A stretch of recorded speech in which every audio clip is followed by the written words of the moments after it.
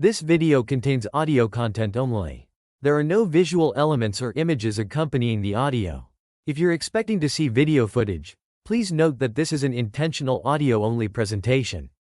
We recommend listening to this content rather than watching the screen. Thank you for your understanding and enjoy the audio. Join us as we unravel the fascinating world of sexual selection and its profound impact on evolution.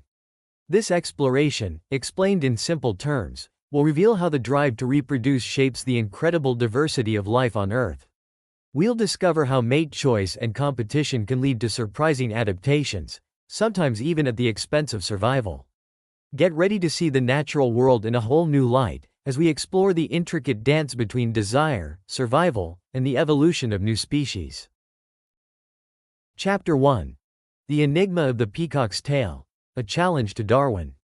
Charles Darwin, a man whose name is synonymous with evolution, found himself deeply perplexed by a seemingly frivolous ornament, the peacock's tail. He, more than most, understood the power of natural selection, the driving force behind the adaptation of species to their environment.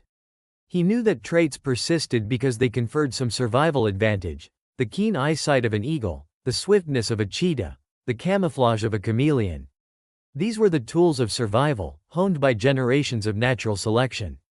But the peacock's tail, a flamboyant banner of iridescent feathers, seemed to throw a wrench into the elegant machinery of his theory. It was not an asset in the struggle for existence; in fact, it seemed a downright liability.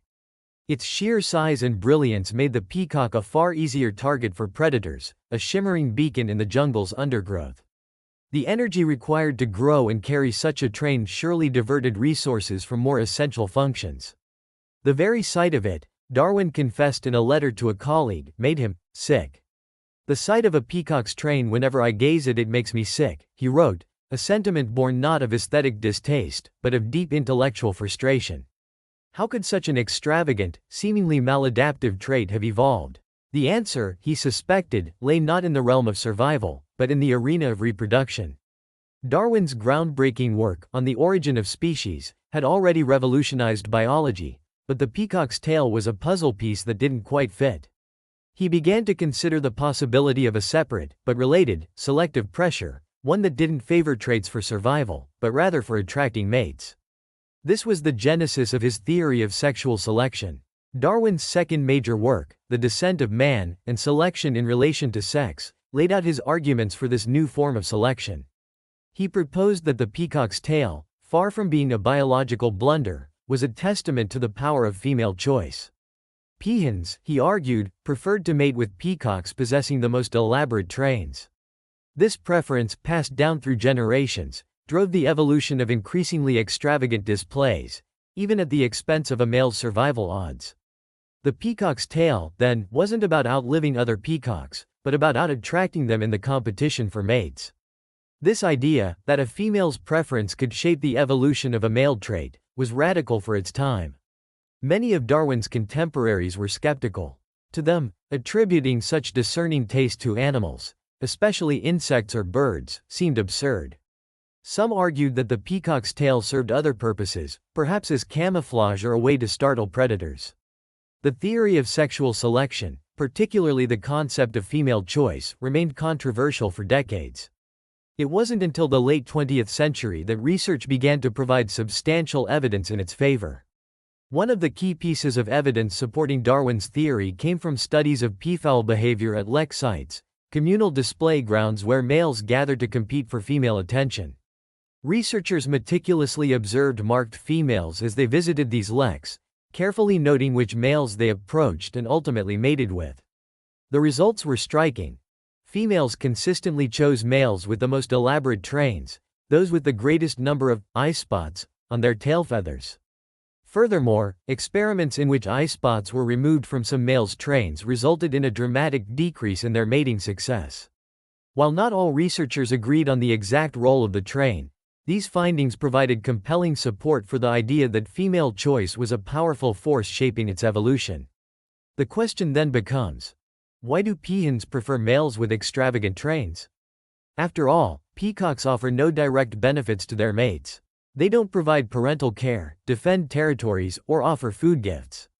They simply stand, displaying their beauty, leaving the female to bear the full burden of raising the offspring. This apparent lack of direct benefits led to the development of the good genes hypothesis. This hypothesis suggests that females choose elaborate traits because they signal underlying genetic quality. A male capable of surviving despite the handicap of a large, conspicuous train must possess superior genes that will be passed on to his offspring. Some have argued that female choice in peafowl is arbitrary, a matter of whim rather than utility. However, this argument overlooks a crucial point. Choosing a displaying male that provides no paternal care carries a significant inherent cost. The female must single-handedly raise her young, foregoing any potential assistance from the male. In a system where males vary drastically in their mating success, with many males failing to mate at all, the question of evolutionary stability arises. How can such a system persist for both males and females? Why would females consistently choose males who contribute nothing but their genes to the next generation?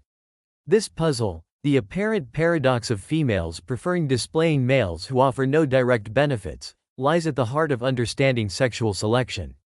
It forces us to confront the fundamental question of what truly drives evolution. Is it survival, or is it something more? The answer, as we shall see, is that evolution isn't simply about survival. It's about reproductive success, and sometimes, attracting a mate trumps staying alive. Chapter 2. Beyond survival. When reproduction trumps all else. In a sunlit clearing deep within a forest, a peacock steps forward, his iridescent tail fanning into a mesmerizing display of eye spots. He struts confidently, oblivious to the dangers around him. His extravagant plumage, a shimmering cascade of blues and greens, should be a death sentence. Its sheer size and brightness make him an easy target for predators. Every movement he makes, every ripple of his feathers, could betray his location. Yet, he does not hesitate. His focus is singular: to attract a mate. Around him, other peacocks gather, their own tails unfurling like jeweled fans. The display is silent yet fiercely competitive. The males do not fight each other directly. Their battle is one of beauty and endurance. As they vibrate their tail feathers, producing a faint rustling sound, the peahens arrive. They are the judges in this evolutionary contest, carefully inspecting each male, moving between them, tilting their heads to scrutinize the number and symmetry of the eye spots on each tail. They will choose only the most impressive males. The rest, perhaps the majority, will never reproduce.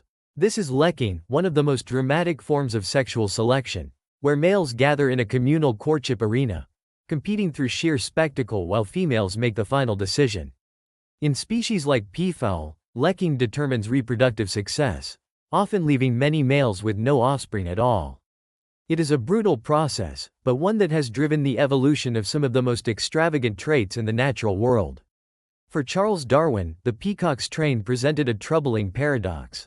His theory of natural selection dictated that only traits beneficial for survival should persist over time. Yet, the peacock's tail was a clear disadvantage. It made flying difficult, increased the male's visibility to predators, and required enormous energy to grow and maintain. In a letter to a colleague, Darwin confessed that the sight of a peacock's train made him sick, because it seemed to contradict the logic of natural selection. The answer to this mystery lay in another force of evolution: sexual selection. Sexual selection operates through two primary mechanisms: mate choice and male competition. In many species, females invest heavily in reproduction, producing eggs, carrying offspring, or providing parental care. This makes them the more selective sex, choosing mates based on traits that signal good genes, resources, or other advantages.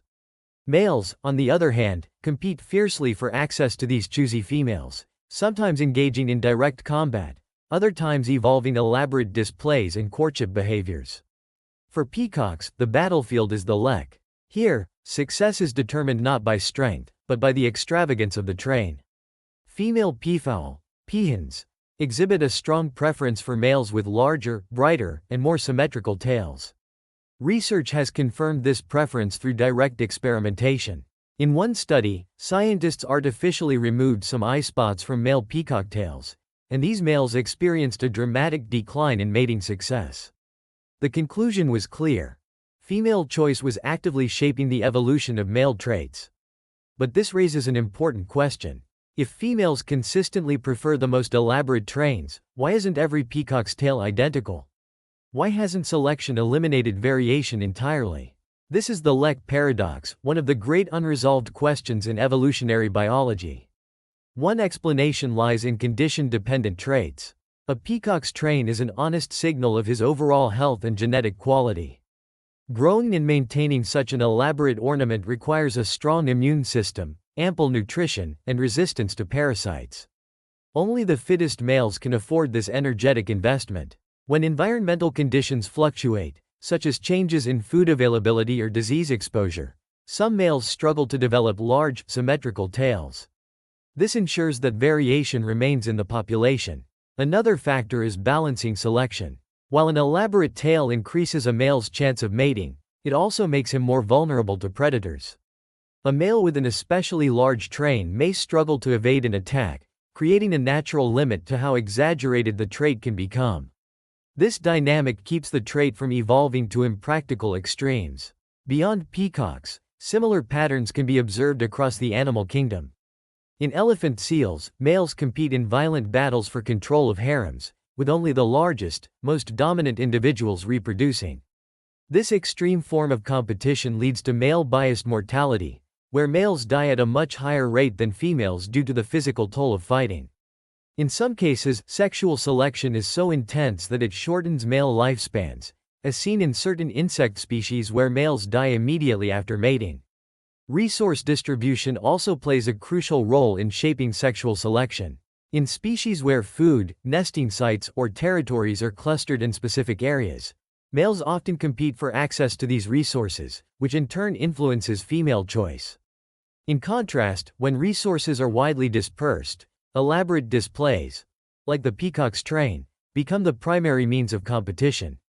In bowerbirds, for instance, males construct intricate nests decorated with colorful objects to attract females. Whether through tail feathers or architectural prowess, the underlying principle remains the same. Females drive the evolution of male traits by selecting for the most impressive displays. One particularly intriguing idea is that sexual selection may even increase mutation rates. If females consistently choose males with the most exaggerated traits, they may also be selecting for genetic instability, favoring individuals with a higher rate of mutation, which introduces new variations into the population. This could explain why peacock train diversity persists despite strong selection pressures. In some species, such as Hawaiian crickets, rapid genetic mutations have led to entirely new mating signals. Certain male crickets evolved quieter songs to avoid predation by parasitoid flies, yet females still recognize and prefer these novel signals. This suggests that sexual selection doesn't just shape physical traits, it may also drive genetic diversity itself. Sexual selection is a relentless evolutionary force. It fuels an arms race, where male traits become ever more exaggerated as long as females continue to prefer them. This feedback loop explains why stag antlers continue to grow larger, why bird songs become more complex, and why peacock tails have expanded over time. As long as mate choice remains selective, evolution will continue pushing traits to new extremes. The peacock's train, once a source of frustration for Darwin, now stands as one of the most striking examples of sexual selection in action. It is a testament to the power of reproduction in shaping the natural world. From the shimmering feathers of a peacock to the violent struggles of elephant seals, nature is filled with evidence that the drive to reproduce can shape life in extraordinary ways. Sometimes, attracting a mate trumps survival itself. Chapter 3. The Mating Game, an Evolutionary Arms Race. The clash of antlers echoing through the forest, the vibrant flash of a peacock's tail, the silent, deadly dance of competing sperm. These are but glimpses into the complex arena of sexual selection. This chapter delves into the intricate interplay between female choice and male competition, revealing the diverse ways these forces shape the evolution of extreme traits and behaviors. Female choice, also known as intersexual selection, is a subtle yet potent driver of evolution. Females, often investing more heavily in offspring, become discerning judges in the mating game, their preferences shaping the trajectory of male evolution. This choice is not always a simple matter of attraction. It's a complex evaluation based on a combination of direct and indirect benefits. Direct benefits are the tangible advantages a female gains from choosing a particular mate. These can range from the obvious, like food, to the more nuanced, like paternal care or protection. A female Mormon cricket, for example, chooses a male based on the size of his nuptial gift, a protein-rich packet that supplements her nutrition and directly enhances her reproductive output. Similarly, female hanging flies favor males who provide larger food gifts during courtship, directly increasing the number of eggs she can lay. In some species, like the lark bunting, females choose males based on the quality of their territory, selecting those with more nest cover, which offers better protection for her offspring. Indirect benefits, on the other hand, are less tangible, tied to the genetic quality of the male.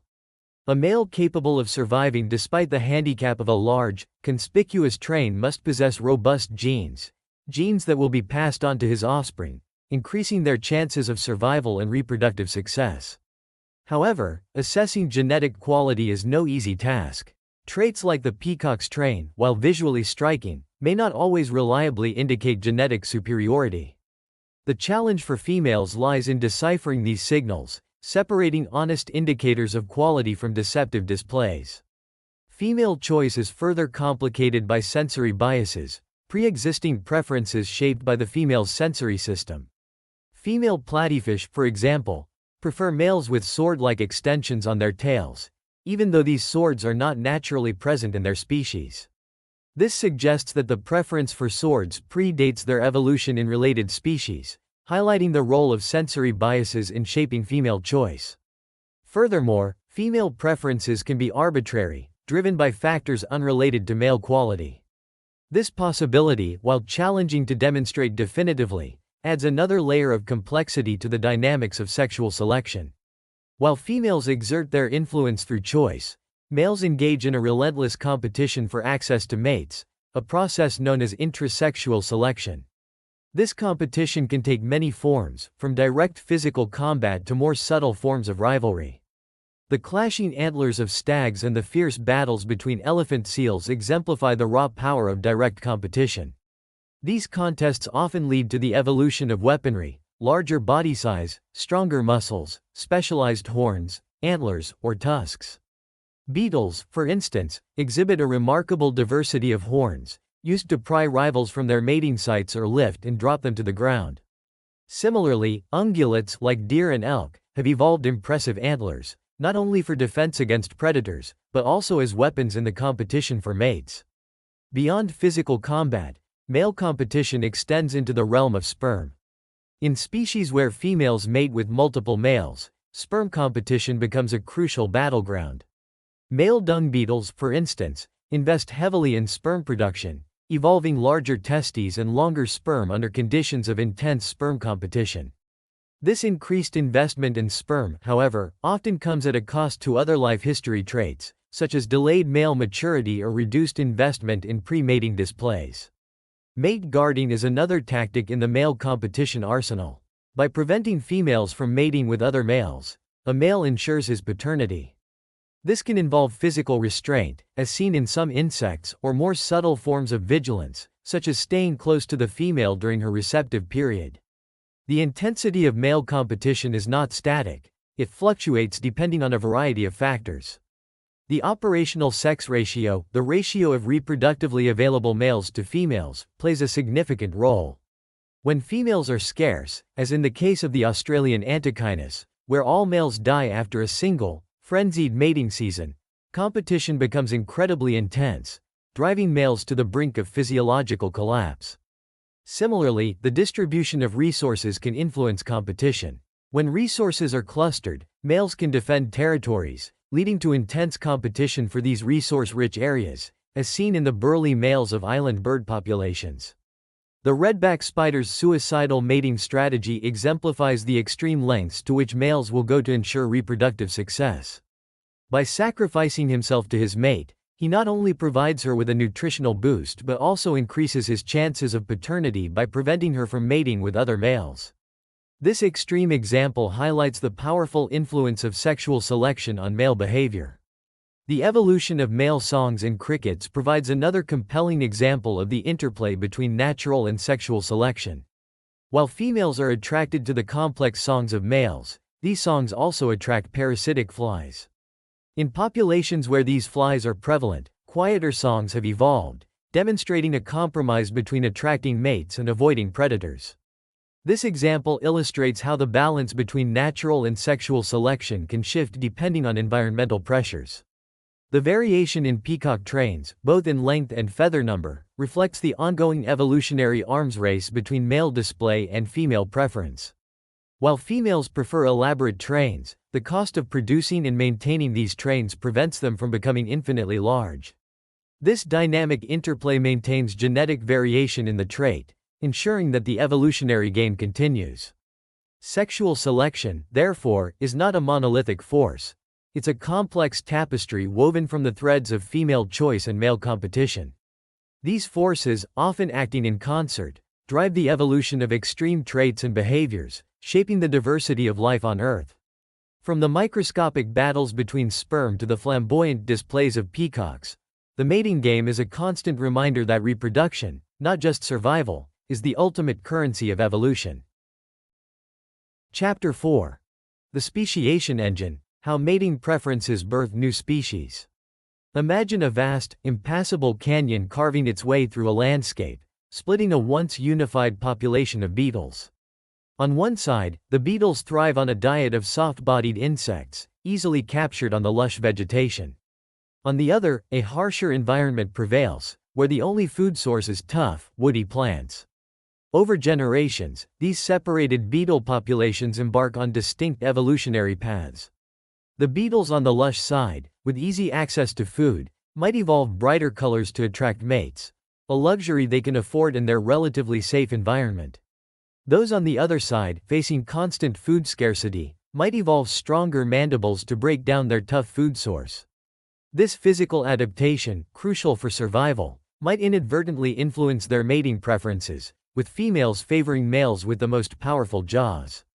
This scenario illustrates the foundational role of geographic isolation in speciation. Physical barriers, like vast canyons, rising mountain ranges, or expansive bodies of water, can separate populations of the same species, preventing gene flow and setting the stage for divergent evolution.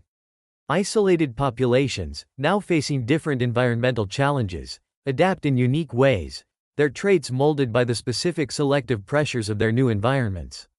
These diverging traits can encompass a wide range of characteristics, including those involved in mating. Consider the bush cricket Coanophylla narti, a species found in Australia. In areas where their preferred floral food source is abundant, these crickets exhibit a typical mating pattern. Males compete for females, serenading them with their calls, while females choose the most appealing singers. However, when this food source dwindles, a dramatic shift occurs. The females, now facing nutritional stress, become the competitive sex, actively seeking out males. The males, in turn, become more selective, favoring larger, healthier females who promise greater reproductive success. This reversal of sex roles demonstrates how environmental conditions can profoundly influence mating dynamics, driving the evolution of distinct mating traits and preferences in isolated populations.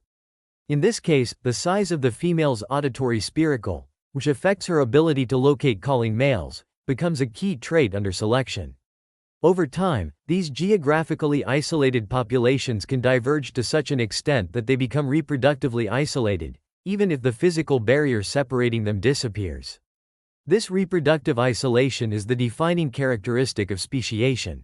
Divergent mating preferences, shaped by the unique selective pressures of each isolated environment, can act as powerful reproductive barriers, preventing interbreeding and maintaining the distinct identities of the newly formed species.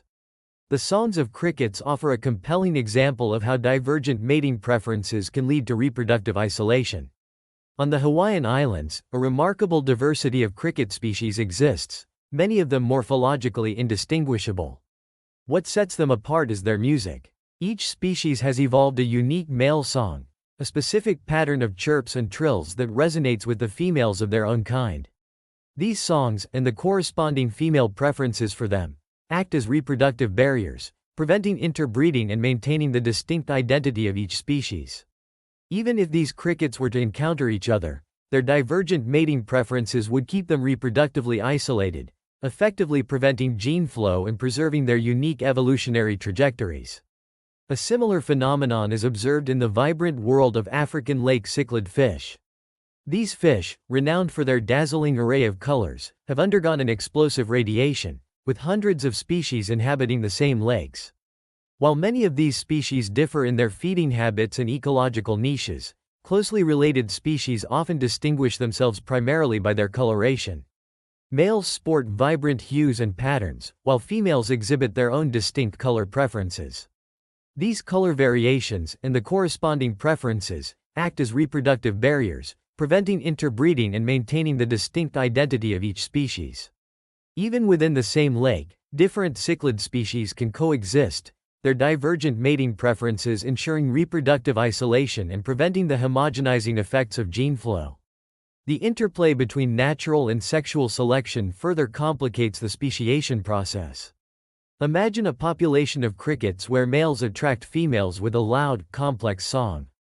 This song, however, also attracts a parasitic fly that lays its eggs on the singing males, ultimately killing them. The introduction of this fly shifts the balance of selection. Males with quieter songs, though perhaps less attractive to females, have a survival advantage, as they are less likely to be detected by the fly. This conflict between natural and sexual selection can lead to the diversification of sexual signals, with some males evolving quieter songs to avoid the fly, while others retain the louder, more attractive song, accepting the increased risk of parasitism. This scenario played out in a real-world cricket population. The arrival of a parasitoid fly triggered a rapid evolutionary response. The ancestral male morph, with its loud, attractive song, became a prime target for the fly. Within a few generations, new male morphs emerged. One morph, dubbed curlywing, had a modified wing structure that produced a quieter, less conspicuous song. Another, the rattling morph, produced a series of short, percussive calls, also less attractive to the fly. A third, the smallwing morph, had reduced wings and produced a weaker song.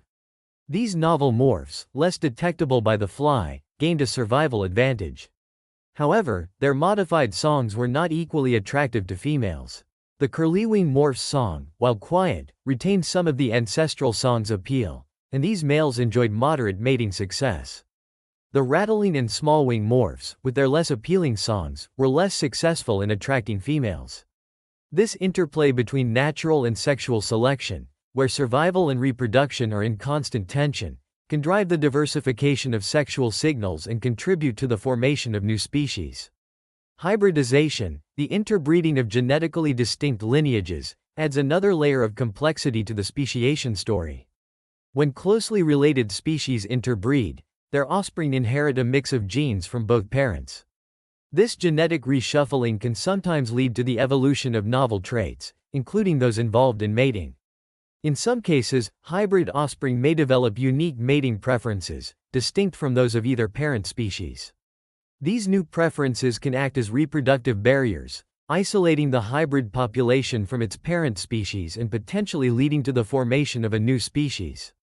This process has been implicated in the rapid diversification of some Drosophila species, where hybridization has fueled the evolution of exaggerated sexual displays, such as giant sperm or elaborate courtship dances.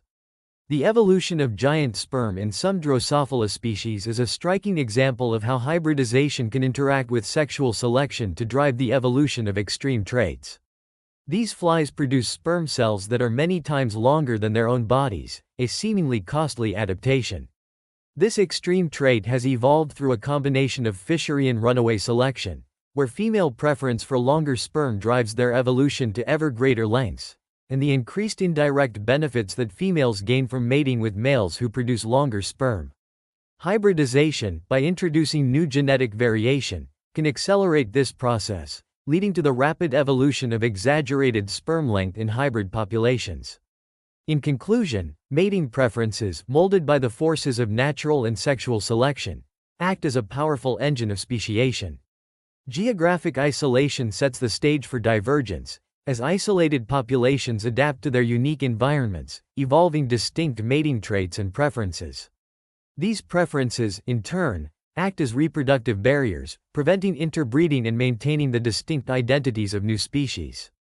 The interplay between natural and sexual selection, influenced by factors like predation, resource availability, and mating systems, further shapes the evolution of sexual signals. Hybridization, by introducing new genetic variation, can accelerate the diversification of mating traits, leading to the rapid evolution of extreme features. The intricate dance of these evolutionary forces continues to shape the diversity of life on Earth, driving the formation of new species and the ongoing evolution of mating preferences. It is a dynamic process, a constant interplay between desire, competition, and the relentless pursuit of reproductive success. Sexual selection, driven by mate choice and competition, shapes evolution beyond mere survival. Extravagant traits, like the peacock's tail, signal genetic quality despite apparent survival disadvantages. This dynamic interplay between desire and selection can even drive the formation of new species through divergent mating preferences. These insights into the power of sexual selection illuminate the incredible diversity of life on Earth. What other surprising ways might mate choice shape the natural world? Share your thoughts and questions in the comments below. Like and subscribe for more explorations of the wonders of evolution. Never stop learning. The universe is full of fascinating discoveries waiting to be unveiled.